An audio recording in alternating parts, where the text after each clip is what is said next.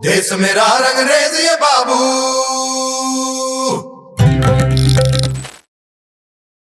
नमस्कार, मैं रोहित झा। कहाँ तो तय था चिराग हर एक घर के लिए, कहाँ चिराग मयस्सर नहीं शहर के लिए।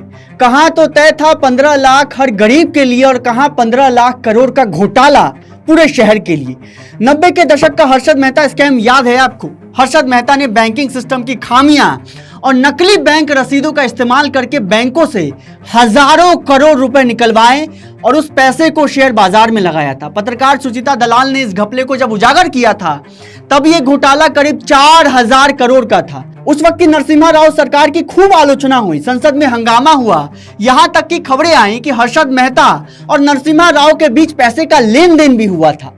आज दलाल सीट में 15 लाख का घोटाला हो गया, लेकिन आपको भनक तक नहीं लगी। कमाल की बात है ना। मैं उस 15 लाख की बात नहीं कर रहा जो प्रधानमंत्री हर गरीब के खाते में भेजने वाले थे। हर्षद मेहता के बाद इस देश में अब राजेश मेहता स्कैम की परतें धीरे धीरे खुलने लगी है। 4 जून को 109 पन्नों के आदेश में सेबी ने यह आरोप लगाया कि राजेश मेहता की कंपनी राजेश एक्सपोर्ट्स ने अपनी विदेशी सहयोगी कंपनियों के जरिए कई साल तक अपने कामकाज को बढ़ा चढ़ाकर बताया और पिछले 5 फाइनेंशियल ईयर के दौरान इस कंपनी के खातों में भारी हेरफेर की गई, जो रकम करीब 15,16,000 करोड़ रुपए का है। सेबी ने सीधे तौर पे कहा कि इस मामले में पहली नजर में जो गड़बड़ियां सामने आई है उसमें कंपनी के लगभग 97% से लेकर के 99% रेवेन्यू को बढ़ाकर दिखाया गया है। यह बेहद गंभीर और अभूतपूर्व है। राजेश एक्सपोर्ट्स गोल्ड ज्वेलरी बनाती है, गोल्ड की रिफाइनिंग करती है, गहने बनाकर विदेशों में एक्सपोर्ट करने का कारोबार करती है। इस कंपनी के चेयरमैन और एमडी राजेश मेहता है। राजेश एक्सपोर्ट्स दुनिया की सबसे बड़ी गोल्ड रिफाइनरी वेलकैम्बी एसए की मालिक भी है।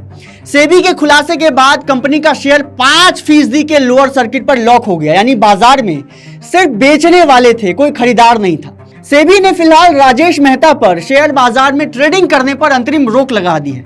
इस घोटाले की आशंका का सीधा झटका सरकारी बीमा कंपनी LIC को भी लगा है, क्योंकि राजेश एक्सपोर्ट्स में LIC की करीब 10% की हिस्सेदारी है। LIC के पास इस कंपनी के करीब 3,18,75,000 शेयर हैं। क्या ये पैसा भी अब डूबने वाला है? क्या उन लोगों के साथ खिलवाड़ नहीं है जिनका पैसा एक सरकारी बीमा कंपनी में लगा है?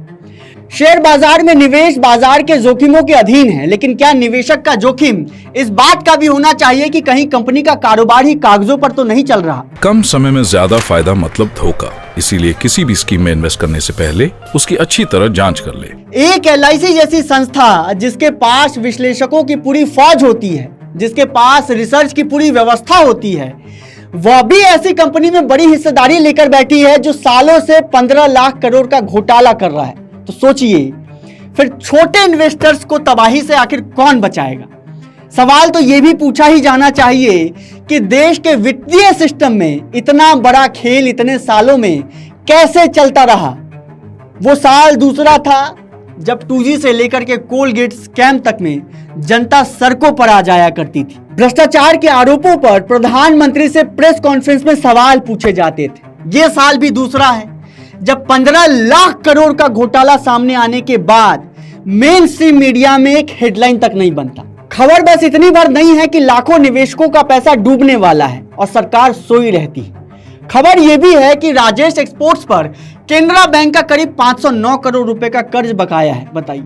और बैंक इस लोन को स्ट्रेस्ड एसेट मानते हुए बेचने की प्रक्रिया तक शुरू कर चुका है। सरकारी बैंक ने बाकायदा राजेश मेहता के खिलाफ लोन वसूली की कानूनी कार्रवाई भी शुरू कर दी है। इन सब के बीच देश के लोगों की हालत आपको पता है क्या है? लोग पाई पाई को मुहताज है। 2025-26 में गोल्ड लोन लेने वाले लोगों की तादाद 50% तक बढ़ी है। लोग घर चलाने के लिए सोना गिरवी तक रखने के लिए तैयार है साहब।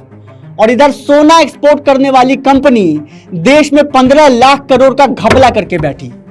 सवाल पूछते रहिए और देखते रहिए विट्टी चोखा। शुक्रिया।